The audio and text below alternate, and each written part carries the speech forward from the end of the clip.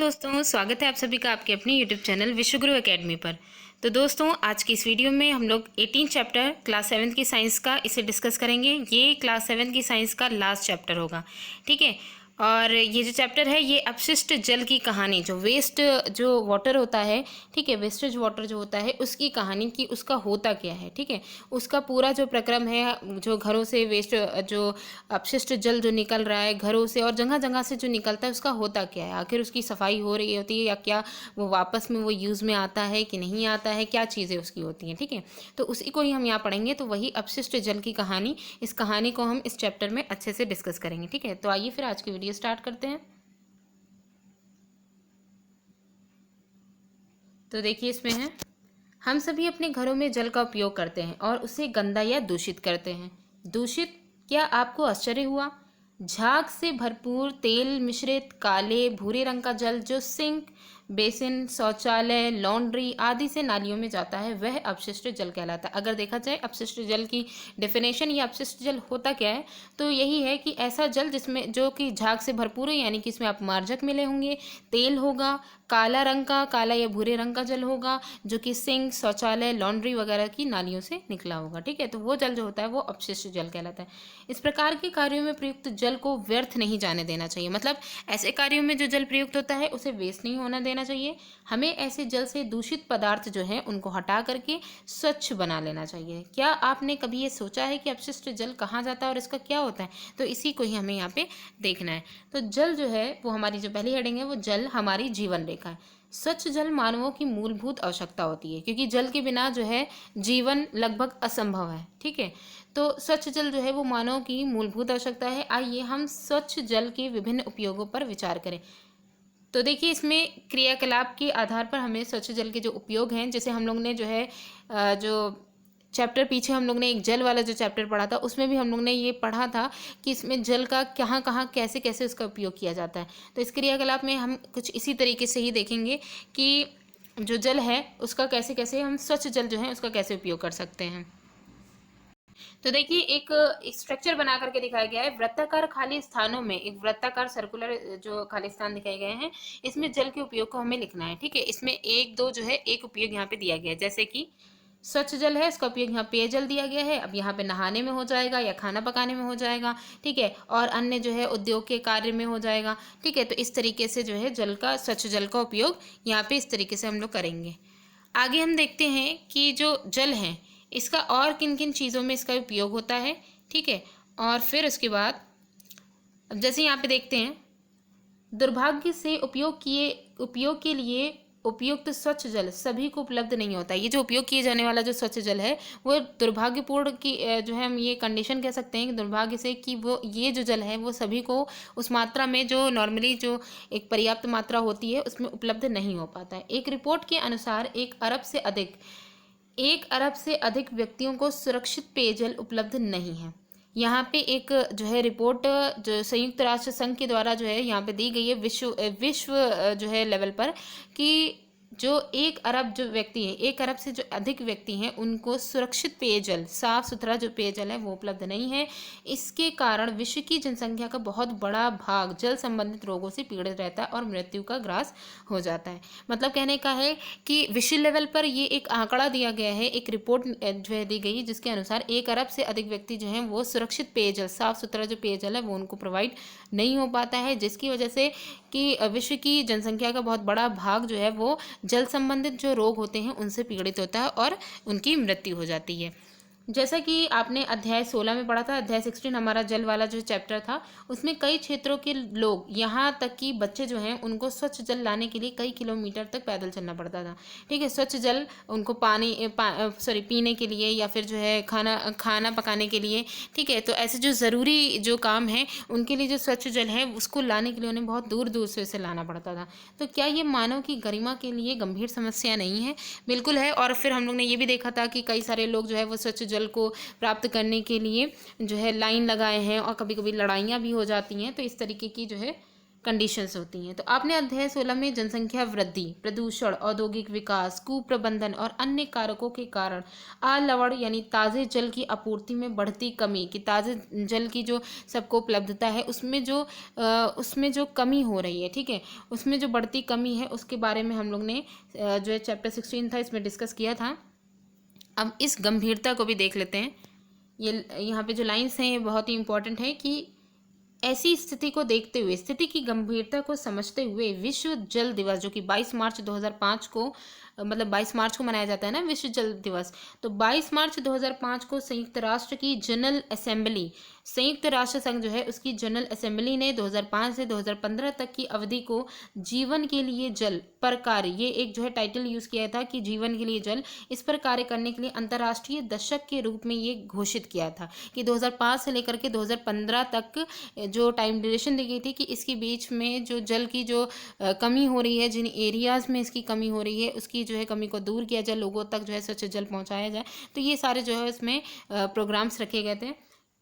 ये जो दशक हैं इस दशक में किए जाने वाले सभी प्रयासों का उद्देश्य उन व्यक्तियों की संख्या को, इसका मेनली जो उद्देश्य था वो क्या था कि उन व्यक्तियों की संख्या को घटा करके आधा करना जिन्हें सुरक्षित पेयजल उपलब्ध नहीं हो रहा है, ठीक है, कि उनकी जो संख्या जो थी कि जितनी तादाद में थी कि उनको घटा करके कि ज़्यादा से ज़्यादा लोगों तक के सुरक्षित पेयजल पहुँच सके। तो यही इनका पर्पज़ था। ऐसा देखने में आता है कि इस उद्देश्य की प्राप्ति के लिए काफ़ी प्रयास किए गए, लेकिन अभी बहुत कुछ बाकी है। प्रयास किए गए ऐसा देखा गया है, लेकिन अभी बहुत कुछ बाकी है, अभी भी वो जो है लेवल है वहाँ तक कि नहीं पहुँच पाए। जल की सफाई, जल की सफाई करने के लिए प्रक्रम में जल के जो जल स्रोत हैं उनमें प्रवेश अथवा उसके पुनः उपयोग से पहले उसमें से प्रदूषकों को अलग करना सम्मिलित है। मतलब अगर हमें जल की सफाई करनी है तो इसमें पूरा एक प्रक्रम होता है, ठीक है, एक ये जो प्रोसेस होती है इसमें जल स्रोतों में जो जल का जो जल स्रोत हैं जिनका यूज़ करते हैं, ठीक है, या फिर उसके पुनः उपयोग से पहले कि जल स्रोत से या उनका फिर से उपयोग जो है वेस्ट जो अपशिष्ट जल जो निकल रहा है, ठीक है, इसका वापस से उपयोग किया जाए। तो वापस से उपयोग करने के लिए उसके अंदर जो मौजूद प्रदूषक हैं उनको दूर करना इसमें सम्मिलित है जल की सफाई में। अपशिष्ट जल के उपचार का ये प्रक्रम सामान्य रूप से वाहित मल उपचार कहलाता है। तो एक तरीके से देखा जाए तो मल ही तो गंदगी ही तो निकल रही है, ठीक है, तो इस गंदगी की सफाई, इसका उपचार करना ही इसके अंतर्गत आता है। ये अनेक चरणों में संपन्न होता है। देखिए यहाँ पे एक लोगो दिखाया गया है, ये जो लोगो है ये है वाटर फॉर लाइफ, जो अभी ऊपर जो संयुक्त राष्ट्र संघ ने 2005 से 2015 तक के जो एक अभियान चलाया था उसका ये लोगो है, ठीक है, जो कि 2005 से 2015 तक के चलाया था कि जीवन के लिए जल। तो आगे देखते हैं कि ये जो जल है अब इसकी सफाई के लिए हमें वाहित मल जो गंदगी है उससे कैसे अलग करना है। तो पहले तो हम ये देख ले वाहित मल होता क्या है। वाहित मल घरों, उद्योगों, अस्पतालों, कार्यालयों और अन्य उपयोगों के बाद अन्य जगहों पे जो है पानी का जो जल का उपयोग किया जा रहा है, क्योंकि लगभग सभी जगह पे ही अपने अपने लेवल पर जो है पानी का यूज़ किया जाता है। तो इन सभी जगह में जो है जल का जो यूज़ किया जा रहा है, तो उपयोग के बाद जो प्रवाहित किए जाने वाला जल होगा, तो जाहिर सी बात है उपयोग किया जा रहा है तो उसके बाद गंदा हो जाएगा। तो जो प्रवाहित होने वाला अपशिष्ट जल है इसमें वर्षा जल भी सम्मिलित है। अब ये तो जो घर, उद्योग और ये सब इनसे निकलने वाला तो अपशिष्ट जल हो गया। इसके अलावा और भी जो है स्रोत हैं, जैसे कि वर्षा के जल भी सम्मिलित है, जो तेज़ वर्षा के समय गलियों में बहता है, ठीक है, गलियां भर जाती हैं उसमें जो बहता है। सड़कों और छतों से बह करके आने वाला जो वर्षा जल है वो अपने साथ हानिकारक पदार्थों को लेकर के आता है। फिर वाहित मल जो होता है वो द्रव रूपी अपशिष्ट होता है, यानी कि जो वाहित मल होता है ये जो है गंदगी होती है ये द्रव रूपी अपशिष्ट इसमें मौजूद होते हैं, ठीक है, लिक्विड फॉर्म में। इसमें अधिकांश जल होता है और जिसमें घुले हुए निलंबित अपद्रव्य होते हैं। तो इसमें ज़्यादातर जो है इसमें जो है जल होता है, जल की मात्रा इसमें ज़्यादा होती है और फिर इसमें जो निलंबित जो अपद्रव्य होते हैं वो इसमें मौजूद रहते हैं, ठीक है। तो यहाँ पे हम कह सकते हैं कि जो है सस्पेंडेड जो इसमें जो पार्टिकल्स होंगे वो इसमें मौजूद होंगे। तो यही जो है क्या कहलाता है, वाहित मल कहलाता है, ठीक है, अपशिष्ट जल। तो क्रियाकलाप के आधार पर हमें ये देखना है कि इस क्रियाकलाप में हमें ये देखना है कि ये जो वाहित मल है ये कहाँ, जो घरों और अस्पतालों वगैरह से निकल रहा है, ये किस तरीके से इसको प्रवाह करने का जो सिस्टम है वो कैसा है। तो उसे यहाँ पे देखेंगे कि अपने घर के आसपास विद्यालय अथवा सड़क पर किसी खुली नाली को देखिए, उसमें बहने वाले जल का निरीक्षण करिए। खुली नाली अगर आपको दिख रही है तो उसको, जो जल बह रहा है उसका निरीक्षण करिए। उसमें देखना क्या क्या है कि वो जो वाहित जल है, वाहित मतलब उसमें नालियों में बहने वाला जो जल है, उसमें उसकी रंग देखना है, उसका गंध और किसी अन्य अवलोकन को नोट कीजिए। अगर कुछ नया भी इसमें देखने को मिल रहा है उसकी रंग गंध के अलावा, तो उसे भी नोट करना है। अपने मित्रों और शिक्षकों से इस पर चर्चा करिए, ठीक है, और उनसे जो अगर कोई जानकारी प्राप्त हो रही है तो उसको भी अपनी सारणी में लिखिए। अब हम जानते हैं कि वाहित मल एक जटिल मिश्रण होता है। ये एक लिक्विड होता है, लिक्विड फॉर्म में एक जटिल मिश्रण होता है, क्योंकि इसमें कई सारे कार्बनिक अकार्बनिक सारे पदार्थ मिले रहते हैं, जिसमें निलंबित ठोस भी होता है, सस्पेंडेड जो है मतलब सॉलिड पार्टिकल्स भी होते हैं, कार्बनिक और अकार्बनिक अशुद्धियाँ भी होती हैं, पोषक तत्व भी इसमें होते हैं, और मृतजीवी और रोगवाहक जो जीवाणु होते हैं, मतलब कि मृतजीवी भी होते हैं इसमें, जो जो है अगर कुछ इसमें ऐसा प्रोडक्ट पड़ा होगा उनको सड़ा गला करके जो है सड़ाने गलाने के लिए मृतजीवी भी होंगे, और इसके अलावा रोगवाहक जो जीवाणु होंगे, जो डिजीज़ फैलाने वाले होंगे, वो भी इसमें होंगे, और इसके अलावा अन्य सूक्ष्म जीव भी इसमें होते हैं, ठीक है। तो इसमें निम्नलिखित ये सारे जितने भी दिए गए हैं ये सब शामिल होते हैं किसमें, एक वाहित मल में, क्योंकि वाहित मल सिर्फ एक ही स्रोत नहीं होता है जहाँ से वो निकल रहा हो, वो हर जगह से, चाहे वो शौचालय से निकल रहा हो, चाहे वो जो है अस्पताल से निकल रहा हो, हर जगह की अलग अलग तरीके की गंदगी है, वो सब मिल करके पूरा वाहित मल का एक पूरा फॉर्म बनाते हैं, ठीक है। इन अशुद्धियों के कुछ सामान्य उदाहरण इस प्रकार दिए गए हैं, जैसे नीचे देखिए एक सारणी दी गई है, इसमें इन अशुद्धियों को दिखाया गया है। तो इसमें क्या है कि वाहित मल का प्रकार दिया गया है, उत्पत्ति स्थल कहाँ से निकल रहा है, संदूषक पदार्थ यहाँ पे दिए गए हैं, और लास्ट में अगर कोई अन्य आपको जो है वो निरीक्षण हो रहा है तो उसमें आप देख सकते हैं। वाहित मल का प्रकार जैसे कूड़ा करकट या मलिन जल, ठीक है, जो कि कहाँ से निकल रहा है, रसोई से निकल रहा है। उत्पत्ति स्थल क्या है, रसोई से, तो रसोई में यही छिलका वगैरह जो भी सब्जियों का होता है वो सब हो जाएगा, और जो रैपर्स यूज़ कर रहे हैं वो सब रसोई से निकलेगा। दुर्गंध युक्त अपशिष्ट पदार्थ जो है वो कहाँ से निकलेगा, वो शौचालय से निकलेगा। व्यावसायिक अपशिष्ट, तो ये व्यावसायिक जो है वो औद्योगिक और व्यावसायिक संस्थान जो होते हैं वहाँ से निकलेंगे, ठीक है। संदूषक के जो पदार्थ हैं, और कोई अन्य टिप्पणी अगर आपको यहाँ पे देनी है तो आप यहाँ पे दे सकते हैं। अब इसके अलावा जो कुछ सामान्य उदाहरण हैं उन्हें हम यहाँ देखेंगे कि जो अशुद्धियाँ हैं जो अभी हम लोग ने पढ़ी थी, कार्बनिक अकार्बनिक और अलग अलग तरीके की जो अशुद्धियाँ हैं उनमें क्या क्या चीज़ें होती हैं। तो सबसे पहले कार्बनिक अशुद्धियाँ, कार्बनिक अशुद्धियों के अंतर्गत मानव मल होगा, जैविक अपशिष्ट पदार्थ होंगे, तेल होगा, यूरिया होगा यानी मूत्र होगा, और पीड़कनाशी होगा, शाकनाशी भी होगा, पीड़कनाशी भी इसमें होगा, क्योंकि जो है यहाँ पे जैसे कोई पीड़कनाशी ऐसे भी हो सकता है ना कि अगर किसी एनिमल को जो है अगर उसके दर्द वगैरह, दर्द निवारक अगर उसको दवाई दी गई फिर वो मर गया, तो उसके जो जटिल पदार्थ हैं, सरल पदार्थ में जो मिलेंगे तो उसकी बॉडी में पीड़कनाशी भी तो उपस्थित होगा। तो इस तरीके से पीड़कनाशी हो गया, शाकनाशी जो है यूज़ किए जाते हैं, ठीक है। और फल और सब्जी के कचरा, उनकी छिलके वगैरह, तो ये सब किस में आ जाएगा, कार्बनिक अशुद्धियों में आएगा। इसके बाद आता है अकार्बनिक अशुद्धियाँ। अकार्बनिक अशुद्धियों में नाइट्रेट और फॉस्फेट धातुएं आती हैं। इसके अलावा पोषक तत्व में क्या क्या आते हैं, पोषक तत्व में फॉस्फोरस और नाइट्रोजन युक्त पदार्थ आएंगे। जीवाणु भी इसमें उपस्थित होते हैं वाहित मल में, जैसे कि हैजा और टाइफाइड आदि रोग उत्पन्न करने वाले, क्रमशः जैसे कि विब्रियो कॉलेरा और सॉल्मोनेला पैराडाइफी हो जाएंगे, ठीक है, जो कि हैजा और टाइफाइड जो है उत्पन्न करेंगे। इसके अलावा जो अन्य सूक्ष्म जीव हैं उनमें पेचिस आदि रोग उत्पन्न करने वाले प्रोटोजोआ उपस्थित होंगे। तो इस इतने सारे जो चीज़ें हम लोग ने पढ़ी ये सब वाहित मल में उपस्थित होते हैं। अब हम नेक्स्ट हेडिंग जो पढ़ेंगे वो है जल शोधन एक घटनापूर्ण यात्रा। जल शोधन की जो एक घटनापूर्ण यात्रा है इसे हम लोग को डिस्कस करना है। तो इसको देखते हैं। घरों तथा सार्वजनिक भवनों को स्वच्छ जल की आपूर्ति सामान्यतः पाइपों के एक जल द्वारा की जाती है, एक जाल द्वारा की जाती है, और पाइपों के एक अन्य जाल द्वारा उपयोग किए जा चुके जल को ले जाया जाता है। जैसे कि हमारी बॉडी में नहीं होता है कि हम लोग ने जैसे कि जो है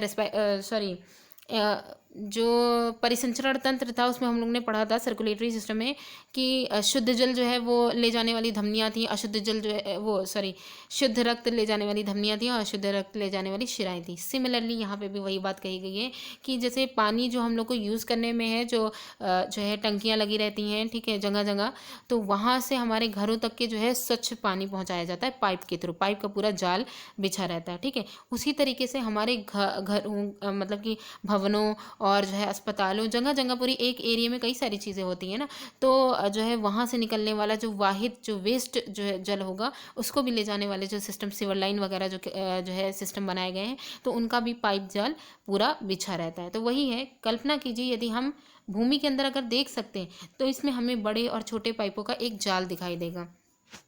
जिसका जो है उसी को ये जो जाल जो दिखाई देगा उसी को ही हम क्या कहते हैं, इसी को ही हम सीवर कहते हैं।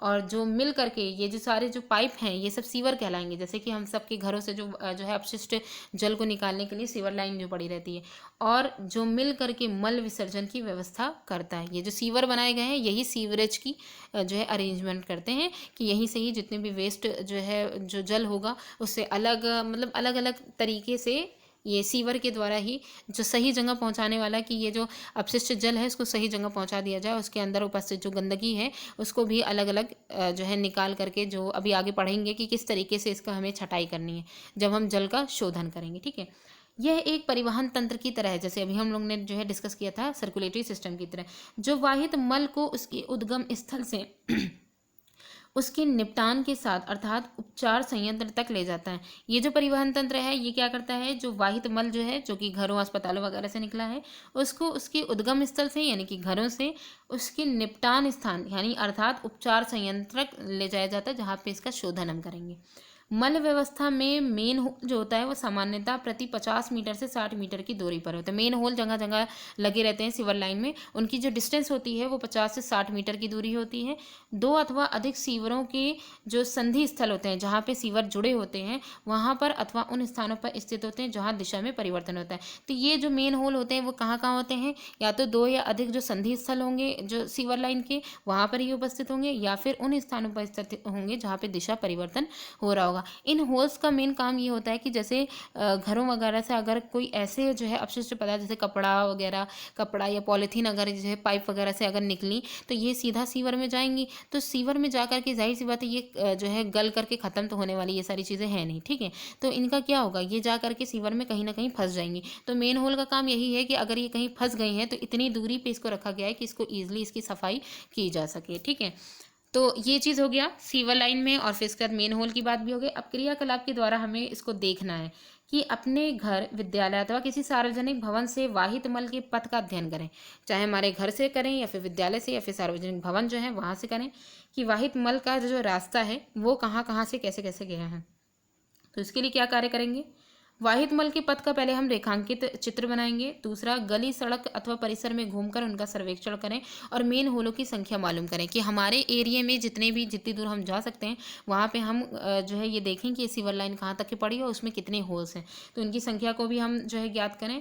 फिर है किसी खुले नाले के इर्द गिर्द और उसके जाल में कौन से सजीव जीव पनप रहा है। अगर हमें ये देखने को मिल रहा है कि जो नाले के जो खुला एरिया है, ठीक है, या उसके इर्द गिर्द जो जाल है उसमें अगर कोई सजीव जीव पनप रहे हैं तो वो किस तरीके के हैं, अगर हम उनको देख सकते हैं, या फिर अगर सूक्ष्मदर्शी मतलब किसी भी तरीके से हम अगर उनको देख सकते हैं तो हम उनकी सूची तैयार करें। तो ये सारे इस क्रियाकलाप में हमें करना है। यदि आपके घर के आसपास मल जल निकास व्यवस्था तंत्र ना हो तो ये मालूम कीजिए कि वाहित मल का निपटान प्रबंधन कैसे किया जाए। मतलब अगर हमारे घर के आसपास जो मल जल निकास ये जो सीवर लाइन वगैरह है ये अगर तंत्र नहीं उपस्थित है तो हमें ये मालूम करना है कि वाहित मल का जो निपटान हो रहा होगा इसका प्रबंधन कैसे होता होगा।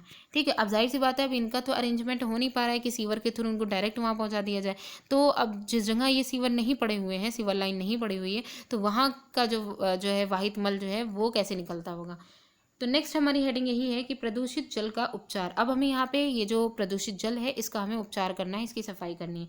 तो क्रियाकलाप जो यहाँ पे दिया जाएगा 18.4 में, उसमें से आपको उन प्रक्रमों को समझने में आसानी होगी जो वाहित जल उपचार संयंत्र में संपादित होते हैं। मतलब ये सारे जो प्रक्रम जो वाहित जल उपचार का जो पूरा जो सिस्टम पूरा है, ठीक है, वेस्ट जो वाटर का उसकी सफाई के लिए जो पूरा सिस्टम बनाया गया है उसमें जो जो प्रोसेस होंगी उनको हमें यहाँ पे देखना है। तो क्रियाकलाप में इसको एक एक करके दिखाया जाएगा।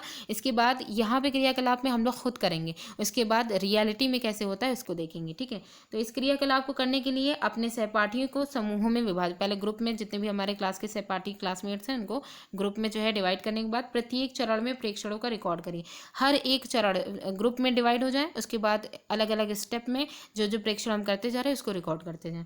तो सबसे पहले हमें क्या करना है, कांच के किसी बड़े जार को लेना है जिसमें 3/4 भाग तक पानी भर लेना है। ठीक है, अब इसमें हमें करना है, पहले पानी को हम गंदा करेंगे, तो इसमें हमें क्या करना है, इसमें कुछ घास के तिनके अथवा या फिर जो है संतरे के छिलके जैसे जो कार्बनिक पदार्थ हैं उनकी थोड़ी सी मात्रा इसमें हमें डाल लेनी है। ठीक है, इसके अलावा ये जो मात्रा है ये तो पड़ेगी, और इसके अलावा जो है नेक्स्ट हेडिंग में देखते हैं क्या है।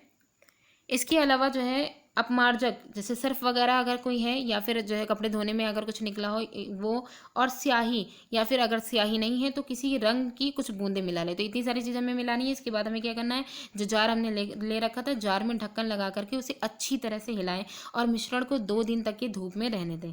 ठीक है, उसके बाद 2 दिन बाद मिश्रण को फिर से हिलाएं, फिर उस मिश्रण को जो धूप में पड़ा हुआ है उसको उठाएं, उसके बाद इसे फिर से उसी तरीके से हिलाएं। इसकी अल्प मात्रा नमूने के तौर पर किसी परखनली में हम डालें। इसकी थोड़ी सी मात्रा लेकर के किसी टेस्ट ट्यूब में हमें इसे डाल लें और इस परखनली में उपचार से पहले नमूना 1 की चिट लगा करके इसे नामांकित करके मिश्रण की गंध कैसी है इसे हमें देखना है। ठीक है, तो नामांकित करें, उसके बाद हमें ये देखना है कि ये जो मिश्रण होगा इसकी गंध कैसी है, तो उसको स्मेल करके हम इसे देख सकते हैं। ठीक है, इसके बाद हमें क्या करना है, कांच के जार में जो शेष मिश्रण जो बचा है उसमें जल जीवशाला एक्वेरियम जो है उसमें जो एरेटेड जो प्रोसेस है, ठीक है, इसमें मेनली हमको यही करना है।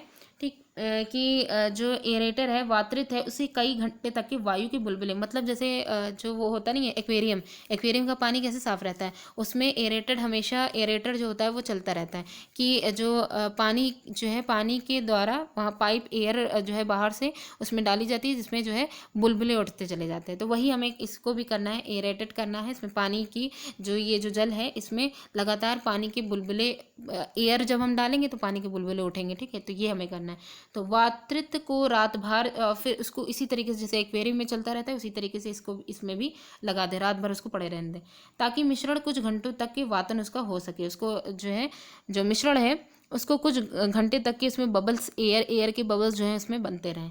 यदि आपके पास वातरित नहीं है, अगर हमारे पास जो एरेटर है वो अगर नहीं है हमारे पास, तो हम इसके अलावा यांत्रिक विलोड़क जिसे हम मिक्सर भी कह सकते हैं, मैकेनिकल स्टर, इसका यूज़ कर सकते हैं। ठीक है, इसका उपयोग करें क्योंकि हमें मेनली इसको मैश करना है, इसका इतना मैश कर देना है कि इसमें एयर बबल्स बन जाए।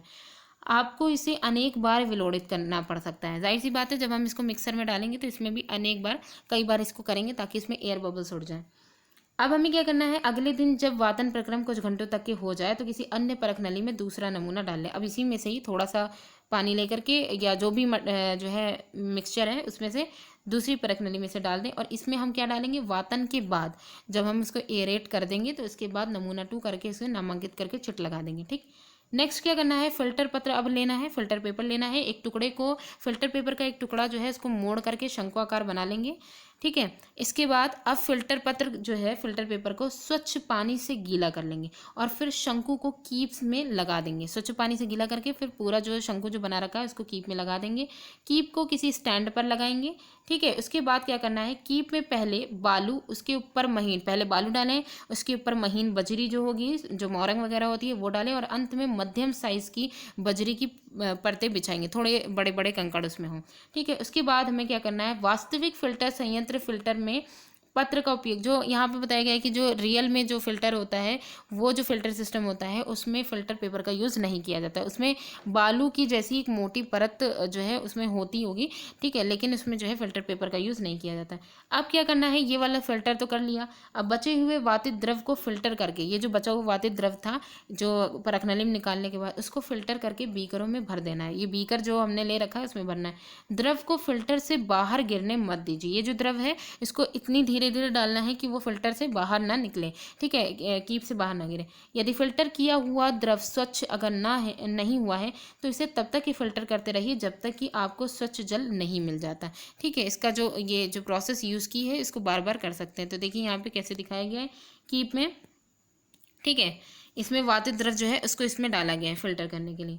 अब फिल्टरित जल जब वो पूरी तरीके से एकदम साफ हो जाएगा, ठीक है, तो फिल्टरित जल है उसका तीसरा नमूना, फिर तीसरी परख नली में इसको डाल करके अब उसमें जो चिट लगाएंगे वो डालेंगे फिल्टरित जल नमूना 3। ठीक, इसके बाद चौथी परख नली में फिल्टरित जल का एक अन्य नमूना लेंगे। चौथी परख नली जो होगी इसमें हम फिल्टरित जल का एक अन्य नमूना लेंगे। उसमें हम क्या करेंगे, इसमें हम क्लोरीन की जो गोली है उसकी एक टुकड़ा मिला लेंगे। क्लोरीन का मेनली काम क्या होता है कि जो पानी में उपस्थित जो अगर बैक्टीरिया, क्योंकि देखिए गंदगी वाली तो सफाई हो गई, ठीक है, कलर भी उसका साफ हो गया होगा पानी का, इतना ज़्यादा फिल्टर में इतनी ज़्यादा लेयर से पानी को निकाला गया है तो सब कुछ हो गया होगा। अब क्लोरीन का काम यहाँ पे ये है कि अगर उसमें कोई बैक्टीरिया वगैरह उपस्थित हैं या फिर उसके कलर में अगर कुछ जो है अभी भी साफ़ वाला जो है वो नहीं आ रहा है तो अब हम उसको क्लोरीनेटेड करते हैं। तो इसे अच्छी तरह से मिलाएं। ठीक है, इसमें क्लोरीन की गोली डाल करके इसे अच्छी तरीके से मिलाएं जब तक जल स्वच्छ ना हो जाए तब तक हम उसे मिलाते रहें। परख नली को क्लोरीनीकृत करने के बाद नमूना 4 करके इसको नामांकित कर दें कि इसको क्लोरीनीकृत कर दिया गया। अब क्या करना है, सभी परखनलियों को नमूने का ध्यानपूर्वक जो सभी परखनलियों में जो नमूने रखे थे उनको अब ध्यानपूर्वक हमें देखना है। इसे चखना नहीं है, सिर्फ इसकी स्मेल को सूंघना है, ठीक है। अब यहाँ पे जो प्रश्न उठे हैं इनमें से कुछ का आंसर यहाँ पे हम देने की कोशिश करेंगे, बाकी का आंसर आगे की जो मेन प्रोसेस होगी इसमें अपने आप मिल जाएगा।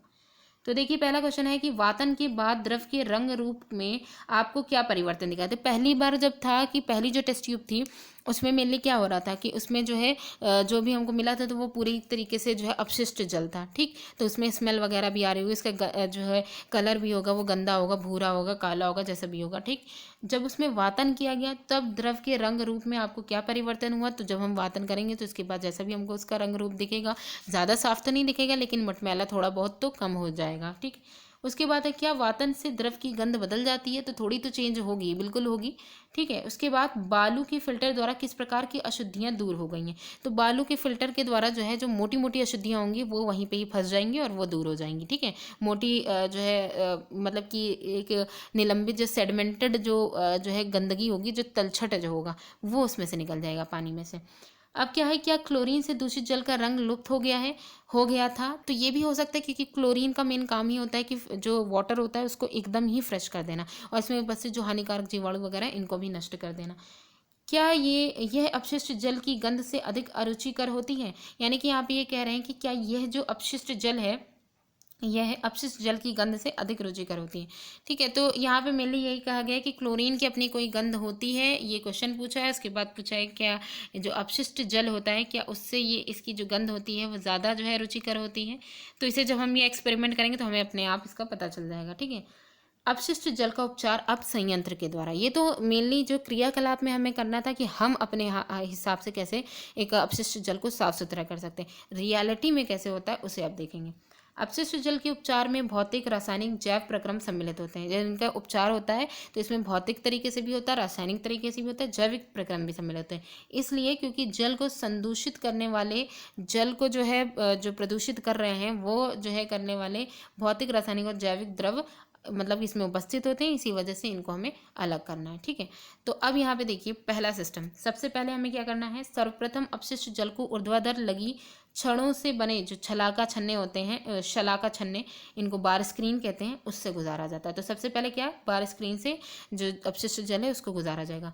इससे क्या होगा, अपशिष्ट जल में उपस्थित जो कपड़े के टुकड़े, बड़ी बड़ी जो है गंदगियाँ, जैसे डंडी, डिब्बे, प्लास्टिक के पैकेट, नैपकिन आदि जैसे बड़े साइज़ के संदूषक जो हैं वो उसमें से निकाल दिए जाएंगे, ठीक है। ये वाली पहली वाली जो प्रोसेस होगी जिसमें शलाका जो है छन्ने जो हैं, जो यहाँ पे इसको बोला गया है बार स्क्रीन, वहाँ से इसको निकाल दिया जाएगा। अब क्या है, अब वाहित अपशिष्ट जल को, अब ये जो है गंदा जल है, अपशिष्ट जल है, उसको ग्रिट और बालू अलग करने की टंकी में, यानी कि इसको ऐसी टंकी में डाला जाएगा जहाँ से इसमें उपस्थित जो ग्रेट या बालू जो है उनको अलग किया जा सके, ठीक है। तो इसमें डाला जाएगा, इस टंकी में अपशिष्ट जल को कम प्रवाह से धीरे धीरे उसको जो है डाला जाएगा, उसको छोड़ा जाएगा, जिससे उसमें उपस्थित जो बालू है या ग्रेट या फिर कंकड़ पत्थर जो है वो उसकी पेंदी में बैठ जाए, इसलिए इसको धीरे धीरे वहाँ से प्रवाह किया जाएगा, ठीक है, निलंबन किया जाएगा एक तरीके से। तो ये जो है नीचे बैठ जाएंगे, उसके बाद ऊपर का जो पानी होगा उसको निकाल दिया जाएगा, अलग कर लिया जाएगा। फिर थर्ड प्रोसेस में क्या करना है, फिर जल को एक ऐसी बड़ी टंकी में डाला जाता है जिसका पेंदा मध्य भाग की ओर ढलान वाला होता है। मतलब अब ये जो तीसरे प्रोसेस में एक बड़ी टंकी में डाला जाएगा जिसका जो पेंदा होगा वो मध्य भाग में, बीच के सेंटर में, बड़े भाग की ओर बीच के सेंटर जो होगा वो बड़े भाग की ओर ढलान की तरह होगा, ढलान वाला होगा, ठीक है। जल को इस टंकी में कई घंटों तक रखा जाता है, इसमें जो है जल जो है इसको कई घंटों तक ही रखा जाता है, जिससे मल जैसे ठोस उसकी तली के मध्य बैठ में जो मध्य भाग है उसमें बैठ जाए। मतलब कि जो ठोस जो मल है, गंदगी जो है उसका जो ठोस पार्टिकल होंगे जो तलछट के रूप में होंगे वो इसकी जो सेंटर में मध्य भाग जो है उसमें बैठ जाए। इन अशुद्धियों को खुरच कर बाहर निकाल दिया जाता है। जब इन अशुद्धियों को खुरच करके बाहर निकाला जाता है तब इसी को ही जो है अपंक या स्लज, मतलब कि ये कहते हैं कि ये अपंक या स्लज होता है, ठीक है। ये जो खुरच करके बाहर निकाला गया है इसको स्लज बोलते हैं। अपशिष्ट जल में तैरने वाले तेल और ग्रीस जैसी अशुद्धियों को हटाने के लिए, यहाँ पे जो तेल और ग्रीस जैसी जो अशुद्धियाँ होती हैं इनको हटाने के लिए इसमें स्किमर का यूज़ किया जाता है, जैसे अपमथित्र जो है इसका यूज़ किया जाता है, स्किमर का, ठीक है। का उपयोग किया जाता है, इस प्रकार साफ किया जाता है, जल निर्मलीकृत कहलाता है। इस प्रकार जब जो है जल को पूरी तरीके से साफ किया जाता है तो जो जल होता है वो पूरा क्लैरिफाइड हो जाता है। ठीक है, निर्मलीकृत हो गया, यानी कि उसमें से जो तलछट वाली जो गंदगी है वो निकल गई। तो यहाँ पे जैसे दिखाया गया है कि सेंटर में इसको पानी को रखा जाता है, उसकी जो साइड वाली जो दीवार होती है वो जो है ढलान की तरह होती है, ताकि जो पानी जो ऊपर का अगर बढ़ रहा है तो वो जो है निकलता है, यानी तलछट नीचे बैठती जाए और ऊपर का पानी साइड की तरफ गिरता जाए। ये जल का अपमथित्र दिखाया गया है। ठीक, अब क्या करना है, ये जो अपंक है, ये जो स्लज था उसको एक पृथक टंकी में स्थानांतरित किया जाता है। ठीक है, फिर उसके बाद ये जो खुरच करके निकाला गया है ना नीचे की तलछट को, इसको एक अलग टंकी में स्थानांतरित किया जाता है, जहां ये अवायवीय जीवाणुओं द्वारा अपघटित हो जाता है। अब इसे वहां पे क्या किया जाता है, जो एनारोबिक बैक्टीरियाज होते हैं उनके द्वारा इसको जो है डिकम्पोज कर दिया जाता है, इसको अपघटित कर दिया जाता है। इस प्रक्रम में उत्पन्न होने वाली, अब जब इसको अपघटित कर रहे हैं तो जाहिर सी बात है इसमें क्या होगा, बायोगैस इसमें से निकलेगी। ये जैव गैस जो है इसका उपयोग ईंधन के रूप में, अथवा या तो ईंधन के रूप में या फिर विद्युत उत्पादन के लिए इसका यूज कर लिया जाता है। तो एक तरीके से देखें तो पूरा जो अपशिष्ट जल है उसका हर चीज़ में उसका यूज़ हो रहा है, तो पूरी तरीके से उसको यूटिलाइज कर लेंगे। फोर्थ में क्या करना है, तो यहाँ तक ये तो हो गया, यानी कि इसकी जो तलछट है उसका भी यूज़ हो गया। अब ऊपर का जो पानी है इसे अभी और साफ करना है। निर्मलीकरण जल जो है, यानी कि जो क्लैरिफाइड वाटर जो था उसमें पंप द्वारा वायु को अब गुजारा जाएगा। अब इसमें पंप के द्वारा वायु, जैसे उसमें जो हम लोग ने किया था एरेटेड किया था, उसी तरीके से इसमें भी वायु को गुजारा जाएगा, जिससे उसमें वायवीय जीवाणु की वृद्धि हो जाए। अब इसमें जो वायु को जो गुजारा जाएगा, इसमें एरोबिक बैक्टीरिया जो है उनकी उपस्थिति की जाएगी। ये जो जीवाणु है ये निर्मलीकृत जल में अभी भी बचे हुए मानव अपशिष्ट पदार्थ जो हैं उनको खाद्य अपशिष्ट जैसे साबुन और अन्य अवांछित पदार्थों का उपभोग कर लेंगे। तो ये जो एरोबिक बैक्टीरिया है इनको प्रवाह करने का रीज़न मेनली यही है कि अभी भी जल में उपस्थित जो मानव के अपशिष्ट पदार्थ हैं या फिर खाद्य अपशिष्ट या साबुन और अन्य अवांछित जो पदार्थ हैं इनको ये लोग खा लेंगे। ठीक है, ये जो बैक्टीरिया होंगे ये इनका उपभोग कर लेंगे। अब उपभोग करने के बाद इसी वजह से इनको एरेटेड किया जाता है। देखिए यहाँ पे ये दिखाया भी गया है कि किस तरीके से पंप के द्वारा इसको वातरित किया जा रहा है। फिर कई घंटों के पश्चात जल में निलंबित सूक्ष्म जीव टंकी की पेंदी में सक्रियत आपंक के रूप में बैठ जाएं। अब ये जो एरोबिक बैक्टीरिया जो थे इन्होंने जो जल में उपस्थित जो अपशिष्ट, मानव अपशिष्ट या खाद्य अपशिष्ट या अन्य जितने भी अपमार्जक वगैरह जो थे इनको खा करके इनका उपभोग कर लिया। उपभोग करने के बाद कई घंटों के पश्चात ये जल में निलंबन, सेडिमेंटेशन की तरह ये जो है नीचे जा कर के बैठ जाएंगे। ये सूक्ष्म जीव टंकी की पेंदी में सक्रिय आपंक के रूप में, ठीक है, इसमें सक्रिय आपंक के रूप में जो है ये नीचे जा कर के बैठ जाएंगे। फिर उसके बाद क्या होगा कि अब शीर्ष भाग से जल को निकाल दिया जाएगा। अब जाहिर सी बात है जो गंदगी है वो तलछट के रूप में नीचे जाके बैठ जाएगी, तो ऊपर का जो है पानी है उसको अलग कर लिया जाएगा। इस तरीके से अलग किया जाएगा ताकि जो है वो जो तलछट है वो उसमें डिस्टर्ब ना करे। फिर है सक्रियत जो आपंक हैं, ठीक है, इनका क्या काम करना है। ये जो सक्रियत आपंक हैं, एक्टिवेटेड स्लज इन्हें कहेंगे, ये लगभग 97% जल है। इसमें 97% जल होता है। जल को बालू बिछा करके, अभी भी उसमें आपंक उपस्थित है, ये स्लज जो है उसमें उपस्थित है, इससे साफ करने के लिए हमें क्या करना है कि अब जल को हमें वहाँ से प्रवाहित करना है कि बालू बिछा करके बनाए हुए शुष्कन, बालू बिछा करके एक शुष्कन सूखे सूखे तल बना दिए जाएंगे। ठीक है, या फिर मशीनों द्वारा उसे दो तरीके से किया जा सकता है, या तो बालू बिछा करके एक जो है सूखा एक तंत्र जैसा बना लिया जाए, तल जैसा बना लिया जाए, उसमें से ये जो जल है उसको प्रवाहित किया जाए। तो ये जो है एक्टिवेटेड जो स्लज होगा ये इस पर ऊपर जो है ऊपर इकट्ठा हो जाएगा और पानी जो है वो बालू से छन करके नीचे निकल जाएगा। ठीक है, वो वहीं ऊपर ही रुक जाएगा, एक छन्नी की तरह काम करेगा। या फिर इसको मशीनों के द्वारा भी किया जा सकता है। शुष्क आपंक का उपयोग, ये जो बालू की ऊपरी सतह पर जो है वो, अब उसमें पानी तो है नहीं, तो ये कैसे अब होंगे, ये शुष्क आपंक की तरह होंगे। इनका उपयोग खाद के रूप में किया जाता है,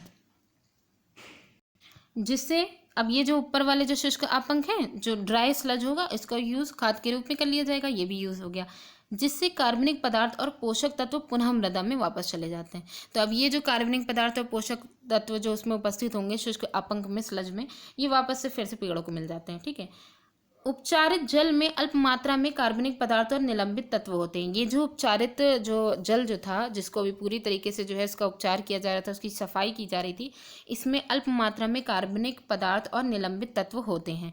ठीक है, इसे समुद्र, नदी अथवा भूमि में विसर्जित कर दिया जाता है। यानी कि इसमें जो उपस्थित जो निलंबित तत्व होते हैं उनको समुद्र में या नदी में या फिर भूमि में इसको विसर्जित कर दिया जाता है। प्राकृतिक प्रक्रम इसे और अधिक स्वच्छ कर देते हैं। जब ये भूमि में जो है इनको डायरेक्ट घरों में थोड़ी ना भेजा जाता, अभी भी इसमें बहुत सारी गंदगी है। तो इसको जो है क्या किया जाता है, भूमि में इसको डाल दिया जाता है। भूमि में जैसे कि जो जल का रिसाव नहीं होता, उसी तरीके से गड्ढे खोद करके इनको डाल दिया जाता है। भूमि में प्राकृतिक विक्रम जो उपस्थित हैं ये और अधिक इसको जो है जो जल है इसको और अधिक स्वच्छ कर देंगे। कभी कभी जल को वितरण तंत्र में निर्मुक्त करने से पहले उसे क्लोरीन अथवा ओजोन जैसे रसायनों से रोगाणु रहित कर लेना आवश्यक होता है। तो यहाँ पे एक चीज़ और क्लियर हो गई कि क्लोरीन जो होती है, क्लोरीन और ओजोन जो है ऐसे रसायन रोगाणु रहित, यानी कि जो जीवाणु वगैरह जो उसमें बैक्टीरिया वगैरह उपस्थित होंगे उनको ये जो है उनको हटाने का ये काम करेंगे, उससे स्वच्छ कर। तो यहाँ बूझो जो है वो क्या बताना चाह रहा है कि नदी में जल प्राकृतिक रूप से उन्हीं प्रक्रमों द्वारा स्वच्छ हो जाता है जो वाहित जल उपचार संयंत्र में अपनाए जाने वाले प्रक्रम जैसे ही होते हैं। मतलब अगर ये जो जल है इनको अगर हम नदी तालाबों में अगर हम इसको डाल दें या फिर भूमि में डाल दें, इसका रिसाव करें, तो उसी तरीके से इसकी सफाई होगी जिस तरीके से ये जो संयंत्र यूज़ किए गए थे, इंस्ट्रूमेंट, इन सब में जिस तरीके से उसका प्रक्रम यूज़ किया गया है और इनकी सफाई की गई है। अब यहाँ पे क्या कहा गया है, क्या आप जानते हैं, यह सुझाव दिया गया है कि हमें वाहित मल संयंत्रों के चारों ओर यूकेलिप्टस के वृक्ष लगाने चाहिए। ये यहाँ पे एक जो है सुझाव दिया गया है कि यूकेलिप्टस के अगर वृक्ष हम ये जो है वाहित मल संयंत्र हैं उनके अगर इर्द गिर्द अगर लगा दें तो इससे क्या फ़ायदा होगा, ये वृक्ष समस्त अतिरिक्त अपशिष्ट जल को अवशोषित कर लेते हैं। ये जो है अतिरिक्त अपशिष्ट जल जो है इनको ये जो यूकेलिप्टस के पेड़ होते हैं ये इनको अवशोषित कर लेते हैं और वायुमंडल में शुद्ध जलवाष्प को निर्मुक्त करते हैं, यानी ऑक्सीजन जो है इसको और जो शुद्ध जलवाष्प है इसको निर्मुक्त करने का काम करते हैं। तो एक तरीके से यूकेलिप्टस के जो पौधे हैं उनका जो है दो काम कर रहे हैं, जलवाष्प भी जो है फ्रेश जलवाष्प को जो है उसमें जो है वायुमंडल में डाल रहे हैं, दूसरा जो अपशिष्ट जल जो इधर उधर वेस्ट होगा उसको भी अवशोषित कर ले रहे हैं। ठीक है, तो नेक्स्ट यहाँ पे है जागरूक नागरिक बने।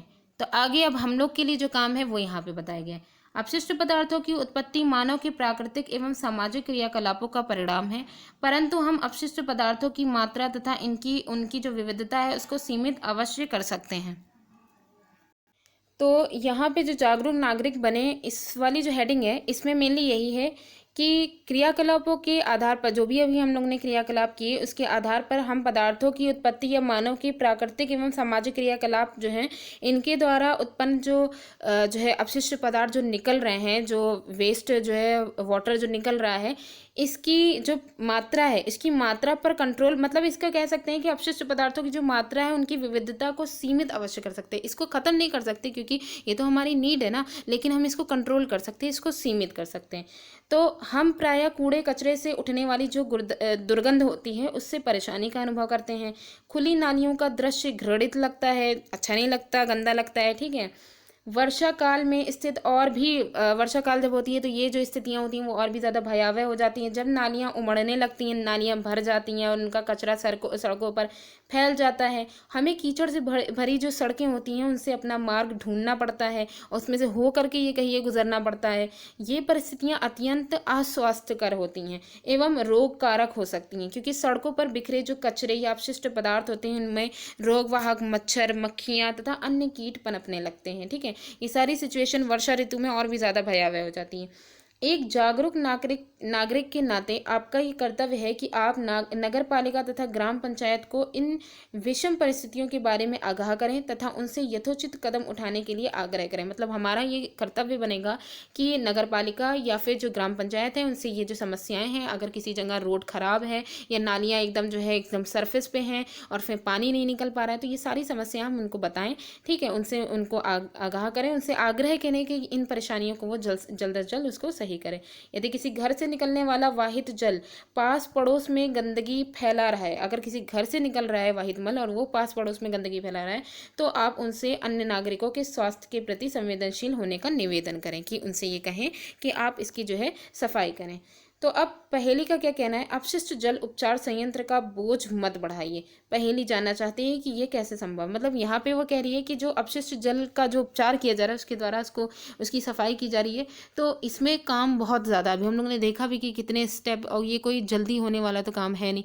ठीक है, तो यहाँ पे यही कहा गया है कि आप इसका जो बोझ है इसे बढ़ाइए मत। तो आप कुछ ऐसे काम कर सकते हैं कि जिससे आप इस बोझ को कम करें। तो उसके लिए हमें क्या करना होगा कि हम कौन से ऐसे सिस्टम जो है खुद से हम करें कि जिससे जो है ये जो संयंत्र में जो काम हो रहा है उसमें आसानी हो। तो इसमें देखिए अच्छी गृह व्यवस्था बनाए रखने की प्रक्रिया, गृह व्यवस्था अगर हमारी अच्छी होगी तो हम इसकी ये जो परेशानी है इसको भी हम कम कर सकते हैं। कैसे? अपशिष्ट पदार्थों और प्रदूषकों को उनके जो स्रोत हैं उन पर ही कम करने अथवा हटा देने की एक विधि, इस बात के प्रति सचेत रहना कि आप नालियों में किस प्रकार के पदार्थ बहा रहे हैं। मतलब क्या है कि अपशिष्ट पदार्थ या प्रदूषक जहाँ से निकल रहे हैं तो स्रोत पर ही इनको कम कर दिया जाए और इनको हटा दिया जाए, ये ज़्यादा बेहतरीन होगा। और इसमें क्या करना है, इसके लिए हमें ये पता होना चाहिए कि आप नाली या हम या आप नालियों में किस प्रकार की चीज़ें डाल रहे हैं। तो देखते हैं कि क्या क्या चीज़ें जो है नालियों में इफेक्ट डालेंगी। पहला है, खाना पकाने के लिए तेल और वसाओं को नाली में नहीं बहाना चाहिए। ये पाइपों में कठोर पदार्थों की परत जमाकर उन्हें अवरुद्ध कर देंगे। पाइप इनकी वजह से क्या होंगे, पाइप बंद हो जाएंगे। खुली नाली में वसा मृदा के रंध्रों को बंद कर देती है। खुली नाली में जो अगर ये वसा जब जाती है, तेल वसा के जो पदार्थ हैं ये जब जाते हैं तो मृदा के जो रंध्र होते हैं उनको, उनके छेद को भी बंद कर देते हैं, जिससे उसकी जो जल को फिल्टर करने की जो प्रभाविता है वो कम हो जाती है। तेल और वसाओं को कूड़ेदान में ही फेंकें। अगर तेल और वसा किसी भी चीज़ से, किसी प्रोडक्ट से निकल रहे हैं तो इसको सीधे कूड़ेदान में फेंकें। इसके अलावा पेंट, विलायक, कीटनाशक, मोटर तेल, औषधियाँ आदि रसायन उन सूक्ष्म जीवों को मार सकते हैं जो जल में शुद्धिकरण में सहायक होते हैं। जल को शुद्ध करने के लिए जो एरोबिक बैक्टीरिया होते हैं इनको ये जो पेंट, विलायक या फिर कीटनाशक दवाइयाँ जो होती हैं या फिर मोटर तेल जो होते हैं ये इनको नष्ट कर देते हैं, इसलिए इन्हें नाली में मत बहाइए।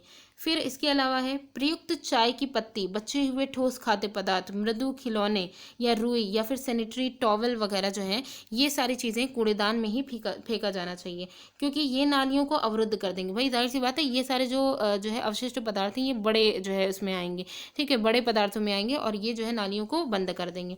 ऐसे अपशिष्ट ऑक्सीजन का मुक्त प्रवाह नहीं होने देते हैं। ये जो अपशिष्ट होते हैं इनसे ऑक्सीजन का मुक्त प्रवाह भी नहीं हो पाता है, जिससे निम्नीकरण का प्रक्रम बाधित हो जाता है।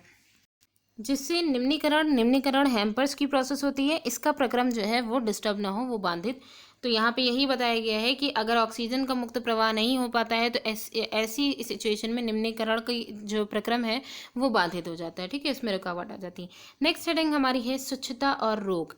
ये जो अपशिष्ट जल है उससे हम अपने आप को स्वच्छ कैसे रख सकते हैं, उससे किस प्रकार के रोग हो सकते हैं, उन्हें मेनली हमें यहाँ देखना है। स्वच्छता की कमी और संदूषित पेयजल अनेक रोगों के कारण बनते हैं। ये जो स्वच्छता की कमी हो रही है और ये जो प्रदूषित पेयजल हैं या संदूषित पेयजल हैं वो अनेक रोगों के कारण बनते हैं। आइए हम अपने देश की स्थिति पर भी चर्चा कर लें। हमारी जनसंख्या एक बड़ा भाग आज भी मल व्यवन व्यवस्था की सुविधाओं से वंचित है। यानी कि मल व्यवन की व्यवस्था कौन सी हो सकती है, तो वो सुविधाएं ऐसी हैं कि जिसमें व्यक्ति मल विसर्जन के लिए कहाँ जाते हैं। तो ये जो सुविधाएं हैं, जनसंख्या इतनी ज़्यादा है कि आज भी लोग इन सुविधाओं से वंचित हैं। तो देखिए हमारी जनसंख्या का बहुत बड़ा भाग खुले स्थानों, नदी के किनारों, रेल की पटरियों, खेतों और अनेक बार सीधे जल स्रोतों में ही मल त्याग करते हैं। अनुपचारित मानव इस तरीके की कंडीशन में क्या होता है कि उपचार तो उनका ठीक तरीके से हो नहीं पाता है। तो ये देखिए ये वाली जो पिक्चर है इसमें यहाँ पे ये दिखाया गया है कि जो है तेल, मसाले या चाय की पत्ती वगैरह इसको डायरेक्ट सिंक में ना डाल करके यहाँ पे इसको डस्टबिन में डालें, ठीक है, तो ये दिखाया गया है। इसके बाद ये जो अनौपचारिक मल है, ठीक है, या फिर स्वास्थ्य, ये सब जो है ये स्वास्थ्य संकट का एक कारक है। तो ये सारी चीज़ें जो अपशिष्ट पदार्थों में, अपशिष्ट जल जो है इसमें जो उपस्थित होती हैं, इन सब के द्वारा स्वास्थ्य संकट का एक ये बहुत बड़ा कारण है। इससे जो है हमारा जो स्वास्थ्य है वो सबसे ज़्यादा उसको हानि पहुंच सकती है। इससे जल और मृदा का प्रदूषण भी हो सकता है और इनकी वजह से जल और मृदा प्रदूषण भी हो सकता है। जल प्रदूषण तो होता ही है, मृदा प्रदूषण भी साथ में होगा। सतह पर उपलब्ध जल और भौम जल दोनों मानव जल से प्रदूषित हो जाते हैं। तो आप जाहिर सी बात है ये समझिए कि सतह पर उपलब्ध जो जल है, अब वो जल में इस तरीके की अशुद्धियाँ अगर वो उपस्थित होंगी तो सतह पर उपस्थित जैसे कि तालाब वगैरह का जल वो तो प्रदूषित हो ही रहा है, साथ ही साथ भौम जल जो है उनमें भी मल से वो भी प्रदूषित हो सकता है। यानी भूमि में उपस्थित जो जल रिस करके जा रहा है तो वो तो प्रदूषित नहीं होना चाहिए, लेकिन हो सकता है कि वहाँ पर अगर कोई पाइपलाइन ऐसी गई हो और वो जो है लीक हो जाए तो वो भी प्रदूषित हो सकता है। भौम जल कुओं, ट्यूबवेल, नलकूपों, झरनों और अनेक नदियों के लिए जल का स्रोत है, जैसे कि हम लोग ने चैप्टर 16 में पढ़ा था।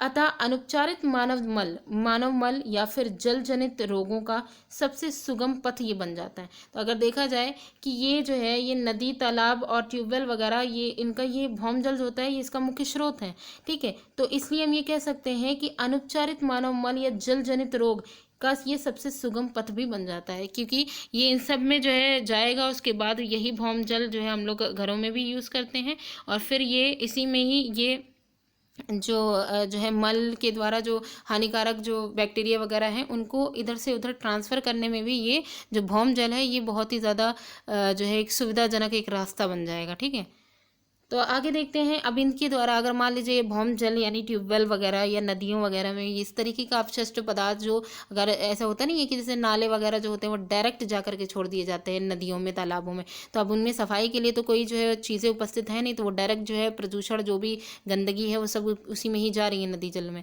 तो इससे हो क्या रहा है, तो इससे जो बीमारियाँ फैल रही हैं तो उसमें देखिए क्या क्या हो सकता है। इनसे हैज़ा, टाइफाइड, पोलियो, मेनिनजाइटिस, हेपेटाइटिस और पेचिस जैसे रोग इनके द्वारा हो सकते हैं। तो इस तरीके के रोग जो है वो फैलेंगे। वाहित मल का निपटान की वैकल्पिक व्यवस्था। तो अब यहाँ पे ये कहा गया है कि आगे तो हम लोग ने देखा था, वैकल्पिक इसके अलावा कौन सी व्यवस्था है उसे भी देखते हैं। स्वच्छता की स्थिति सुधारने के लिए कम लागत के यथास्थान वाहित मल निपटान तंत्रों को बढ़ावा दिया जा रहा है। मतलब यहाँ पे क्या है, स्वच्छता की स्थिति अगर हमें सुधारनी है कम लागत में यथास्थान, जहाँ जहाँ जो है इस तरह, क्योंकि काफ़ी दूर तक की इन सारी चीज़ों को नहीं ले जा सकते ना, तो जगह जगह पे जहाँ जगह इसकी जो है फैसिलिटीज़ होगी वहाँ पे वाहित मल निपटान तंत्रों को वहाँ पे बढ़ावा देने के लिए कहा जा रहा है। इससे कुछ उदाहरण जैसे कि सेप्टिक टैंक, रासायनिक शौचालय, कंपोस्टिंग पिट आदि का उपयोग होता है। तो ये जो है कुछ चीज़ें हैं जिनके द्वारा जो है ये एक वैकल्पिक तरीका भी है वाहित मल को जो है स्वच्छ करने का। अब देखिए, सेप्टिक जो टैंक है वो उन स्थानों के लिए उपयुक्त हैं जहां मल वहन की व्यवस्था नहीं है। यानी सेप्टिक टैंक का यूज़ कहाँ किया जाता है, जहां से मल का प्रवाह नहीं किया जा सकता, जैसे कि अस्पताल में या अलग थलग बने जो भवन हैं, अर्थात 4-5 घरों के समूह, यानी कि जैसे कॉलोनी वगैरह नहीं होती है तो वहाँ से अगर जो कॉलोनी वगैरह में 4-5 घर एक साथ अगर बने हुए हैं तो वहाँ का अगर जो है वो मतलब कि जो मल है उनका प्रवाह कैसे किया जाएगा वहाँ से जो वाहित मल है, तो उसके लिए सेप्टिक टैंक का यूज़ किया जाता है। ठीक है, इसमें जो है कुछ रसायन वगैरह यूज़ करके उसी में ही सारी जो गंदगी है उसका निपटारा कर दिया जाता है। बूझा जानना चाहता है कि हवाई जहाज़ में वाहित मल का निपटान कैसे हो सकता है, ये आप लोग के लिए क्वेश्चन है, इसे ढूंढिएगा ज़रूर। तो आगे देखते हैं। कुछ संगठन मानव अपशिष्ट के जो है स्वच्छता पूर्वक निपटान की तकनीकी सुविधाएं प्रदान करते हैं। कुछ ऐसे संगठन हैं जो मानव अपशिष्ट जो निकल रहा है उसके स्वच्छता पूर्वक निपटान की तकनीकी सुविधाएं प्रदान करते हैं। इन शौचालयों में अपमार्जन की आवश्यकता नहीं होती। अपमार्जन जो होते हैं उनकी आवश्यकता इन शौचालयों में नहीं होती है। शौचालयों से मलबंद नालियों से होता हुआ बायोगैस संयंत्र में चला जाता है। सीवर लाइन का भी इसमें बहुत बड़ा रोल है। ठीक है, इसमें क्या होता है कि अपमार्जन का यूज़ करके जो शौचालय हैं उनकी सफाई नहीं की जाती, बल्कि उसका जो है जो भी मल है वो वहाँ से निकल करके डायरेक्टली मल बंद यानी कि ऐसी नालियों से होकर के गुजरता है जो पैक्ड होंगी और डायरेक्टली वहाँ से जो है निकलता हुआ बायोगैस संयंत्र जहाँ पे बायोगैस का निर्माण हो रहा होगा वहाँ पे इसको पहुँचा दिया जाता है। उत्पन्न होने वाली बायोगैस का उपयोग ऊर्जा के स्रोत में किया जाता है। अब वहाँ से उत्पन्न जो बायोगैस हो रही है उसका यूज़ ऊर्जा के स्रोत में किया जाता है। नेक्स्ट हेडिंग हमारी है सार्वजनिक स्थानों पर स्वच्छता। सार्वजनिक स्थानों पर स्वच्छता की क्या रोल है। तो देखिए, हमारे देश में समय समय पर मेलों का आयोजन होता है। बड़ी संख्या में लोग इनमें भाग भी लेते हैं, काफ़ी बड़ी संख्या में। इसी प्रकार जैसे ये तो मेले हो गए, इसके अलावा railway station, bus stand, airport, अस्पताल, ठीक है, इस तरीके से कई ऐसी जगहें हैं जहाँ पर इसका जो है बहुत ज़्यादा भीड़ होती है। ठीक है, तो ये सारे जो सार्वजनिक स्थल होते हैं यहाँ पे भीड़ बहुत ज़्यादा होती है। प्रतिदिन हज़ारों लोग यहाँ पे आते हैं। यहाँ विशाल यात्रा जैसे बस स्टैंड वगैरह में तो आते ही जाते रहते हैं। ठीक है, तो यहाँ विशाल मात्रा में अपशिष्ट पदार्थ जनित होते हैं। अब जाहिर सी बात है, अलग अलग तरीके के लोग आएंगे, अपने साथ खाने पीने की चीज़ें लेकर के आएंगे, उसे वहीं पे फेंक देंगे और फिर जितने ज़्यादा लोग होंगे वो अपना जो है जो वहाँ पे मतलब टॉयलेट वगैरह का भी उतना ही यूज़ करेंगे। ठीक है, तो इस तरीके से अपशिष्ट पदार्थ जो है वो होते हैं उतनी ही विशाल मात्रा में। इनका उचित निपटान आवश्यक होता है, अन्यथा महामारी फैल सकती है। अगर इनका सही तरीके से निपटान ना किया जाए तो महामारी फैल जाएगी। सरकार ने स्वच्छता के कुछ निश्चित मानक निर्धारित किए हैं, लेकिन दुर्भाग्य से इनको सख्ती से लागू नहीं किया जाता है। ठीक है, इसके अलावा तथापि सभी सार्वजनिक स्थलों पर स्वच्छता बनाए रखने में योगदान मतलब हम सभी भी जो है सार्वजनिक स्थल जो है वहाँ पे स्वच्छता बनाए रखने में योगदान कर सकते हैं। हमें यहाँ वहाँ कूड़ा करकट नहीं फेंकना चाहिए। जो भी हम यूज़ करें उसको सीधे किसी स्थान पर, अगर कूड़ेदान है तो डायरेक्ट इसमें डालें, अगर कूड़ेदान नहीं है तो कचरा हम अपने घर में साथ ले आएँ और वहाँ पर कूड़ेदान में हम उसे डालें। तो यहाँ पे देखिए, इसमें कृमि प्रसंस्करण शौचालय, एक ऐसा शौचालय यहाँ पे बनाने के लिए ये एक सुझाव दिया गया है जिसमें जो कृमि हैं, जो अर्थवॉर्म वगैरह हैं, इनका यूज़ करके उनकी खाद वगैरह बनाई जा सके। तो देखिए इसमें क्या है, भारत में ऐसे शौचालयों की रूपरेखा का परीक्षण किया गया जिसमें मानव मल को केंचुए द्वारा अपचारित किया जा सके, उनको जो है उपचारित किया जा सके, मानव मल जो है उनका जो मल जो है उसका सही यूज़, उसको खाद के रूप में मतलब उसको यूटिलाइज किया जा सके, एक तरीके से देखा जाए। ये तकनीक मानव मल के सुरक्षित प्रसंस्करण के लिए आदर्श सिद्ध हो सकती है, ठीक है, क्योंकि इसके उपयोग में जल की बहुत कम मात्रा की आवश्यकता होती है, जल की मात्रा की आवश्यकता ही नहीं होती बिल्कुल, क्योंकि मल में ऑलरेडी उपस्थित रहता है। शौचालय का संचालन बहुत सरल और स्वच्छ है। यहाँ पे शौचालय जो है उसका संचालन, अगर उसको जो है संचालित किया जाए, ये बहुत ही ईजी और स्वच्छ भी है। मानव मल पूर्णतः कृमि केकों के में परिवर्तित, अब ये जो मानव मल होता है इसमें मतलब इसको जो है कहीं सीवर लाइन या कहीं बहाने की ज़रूरत नहीं होती है, इसमें इतना जो प्रोसेस हम लोग ने अभी पढ़ी ये सब करने की कोई ज़रूरत नहीं होती है। सीधा इसमें क्या किया जाता है, मानव मल जो होता है उसको पूर्णतः कृमि केकों में परिवर्तित किया जाता है जो मृदा के लिए अति समृद्ध होते हैं, यानी कि ऐसे केक में परिवर्तित किया जाता है जिसमें जो है केंचुए वगैरह जो होते हैं उसको जो है खाद में परिवर्तित कर देते हैं और फिर यही जो है वो मृदा के लिए पोषक तत्व के रूप में इसका यूज़ किया जाता है, ठीक है। तो ये था कृमि प्रसंस्करण शौचालय। इसके अलावा यहाँ पे एक और जो है मैसेज है वो देखिए क्या है। वर्ष 2016 में भारत सरकार ने स्वच्छ भारत के नाम से एक नई मुहिम शुरू की थी जिसके अंतर्गत कई अभियान शुरू किए गए थे। तो ये जो इसमें अभी देखेंगे, जैसे कि प्रत्येक व्यक्ति के लिए शौचालय सुनिश्चित करना तथा मल अपशिष्ट का उपयुक्त निपटान इत्यादि। तो स्वच्छ भारत अभियान अगर देखा जाए तो कब स्टार्ट किया गया होगा, 2016 में, ठीक है। तो इसमें क्या करना था, मल अपशिष्ट का उपयुक्त निपटान इसमें किया जाना था, ठीक है। अब आगे जो इस पूरे चैप्टर का निष्कर्ष होगा उसे भी देख लेते हैं। इसका निष्कर्ष में ये कहा गया है कि अपने पर्यावरण को स्वच्छ और स्वस्थ रखने के लिए हम सभी को भूमिका निभानी होगी। सिर्फ हम सरकार के ऊपर या सिर्फ जो संस्थाएं हैं उन्हीं पर ही हम डिपेंडेंट नहीं रह सकते, हमारा भी इसमें बहुत बड़ा रोल है। जल स्रोतों को स्वस्थ अगर हमें रखना है, जहाँ से हम जल की जो है आपूर्ति कर रहे हैं तो स्वस्थ अवस्था में बनाए रखने के लिए आपको अपने उत्तरदायित्व को समझना चाहिए, जो हमारा खुद का रोल है। हमें अपने जीने के तौर तरीके में अच्छी स्वच्छता की आदतों को अपनाना चाहिए। परिवर्तन के दूत के रूप में आपकी व्यक्तित्व पहल से ही बहुत अंतर आ जाएगा।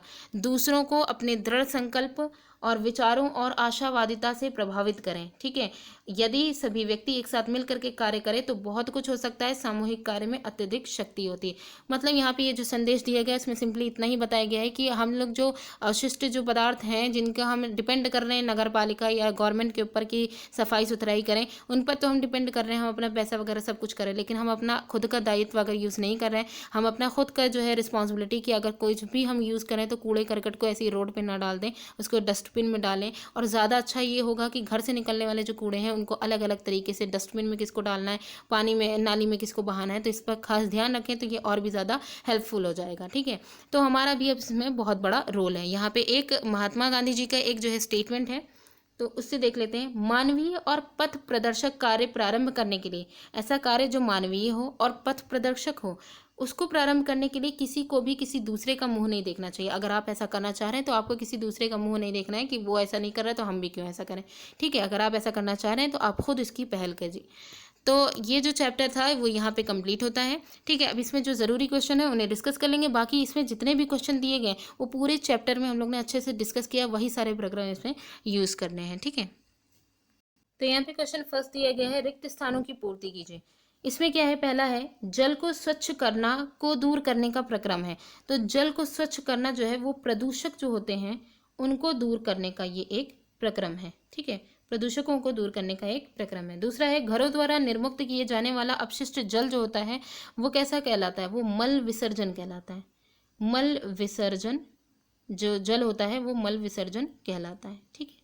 इसके अलावा शुष्क, तो यहाँ पे शुष्क आपंक यूज़ किया जाएगा, ठीक है। शुष्क आपंक ही तो हम लोग ने पढ़ा था। तो शुष्क आपंक का उपयोग खाद के रूप में किया जाता है जो बालू पे इकट्ठा किया गया था। और नालियों से खाना पकाने का तेल और वसाओं, यहाँ पे हम कह सकते हैं कि नालियों से खाने पकाने का तेल यहाँ पे आ जाएगा, ठीक है, जो तेल यूज़ हो रहा है। और वसाओं के द्वारा जो अवरुद्ध, यानी कि यहाँ पे जो नालियाँ होती हैं वो खाना पकाने के तेल और वसाओं के द्वारा ये अवरुद्ध हो जाती हैं, ठीक है। तो ये हो गया रिक्त स्थान। नेक्स्ट क्वेश्चन यहाँ पे है क्वेश्चन नंबर 7। क्वेश्चन 7 में है, जल को रोगाणु नाशित या रोगाणु मुक्त करने के लिए उपयोग किए जाने वाले दो रसायनों के नाम बताइए। तो हम लोग ने इसमें डिस्कस भी किया था, क्लोरीन और ओजोन। ये दो रसायन है जिनका यूज जो जल है उसमें उपस्थित अगर रोगाणु वगैरह है, जो बैक्टीरिया है, उनको नष्ट करने के लिए इसका यूज किया जाता है। बाकी यहाँ पे जितने भी क्वेश्चन दिए गए हैं आपसे, जल का उपचार, इसे भी हम लोग ने चैप्टर में डिस्कस किया था, वहां से आपको इसको मिल जाएगा इजिली। स्वच्छता और रोग के बीच में संबंध, इसे भी हम लोग ने अच्छे से डिस्कस किया। स्वच्छता के संदर्भ में एक सक्रिय नागरिक के रूप में भूमिका, जो हमारा लास्ट पॉइंट था। ठीक है, तो ये सारे जो है क्वेश्चंस आपको चैप्टर से बहुत इजीली मिल जाएगा, कोशिश करिएगा इसे ढूंढने की। तो ये जो क्लास 7th की साइंस का ये लास्ट चैप्टर था। ठीक है, तो ये यहाँ पे क्लास 7th की साइंस पूरी कंप्लीट हो जाती है। तो आपसे ये रिक्वेस्ट है कि जो ये क्लास 7th की जो पूरी हम लोग ने सीरीज़ पढ़ी, इसमें जो है ये सारी वीडियोस आपको कैसी लगी, इसे ज़रूर कमेंट करके ज़रूर बताइएगा। अगर आपको ये अच्छी लगी हैं तो प्लीज़ इसे शेयर ज़रूर करिएगा। ठीक है, तो नेक्स्ट अब हम लोग जो 8th क्लास की साइंस है, इसे अब हम लोग डिस्कस करेंगे। इसको एक एक करके पूरे जो है 8th क्लास की सारे जितने भी चैप्टर हैं 8th क्लास की साइंस का, उसको हम लोग डिस्कस करेंगे। तो ये वीडियो यहीं पे एंड होती है। Thanks for watching.